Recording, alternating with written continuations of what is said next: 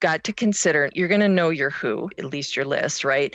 The first thing you need to understand is how are they coming into this funnel? We'll say, how did you meet them? Because maybe to answer that question is the first contact you should have with them should be thanking them for what? Thanking them for being on a podcast with you, thanking them for being part of an event with you, reaching out, requesting your book. How did you meet these people in the first place? Ideally, you should have some kind of first contact, right?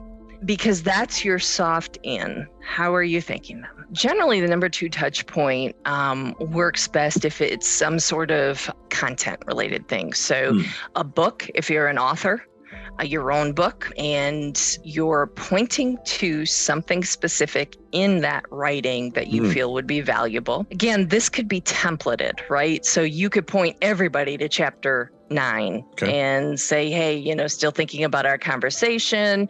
I think you would find chapter 9 very valuable. Let me know your thoughts afterwards. And that's the key at the end, is to kind of bring it back, ask them a specific question so that you're setting up the re-engagement.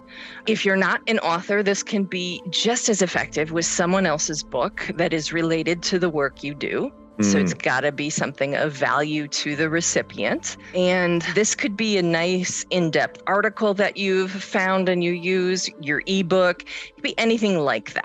When it comes to the books, now again, keep in mind, when we set that $1,000 price point, whatever you decide to do in these touch points, you want to go above and beyond. You want to have a presentation that just sets up the wow factor. I find it valuable, right? Like as the recipient, holy cow, look at what they just sent me.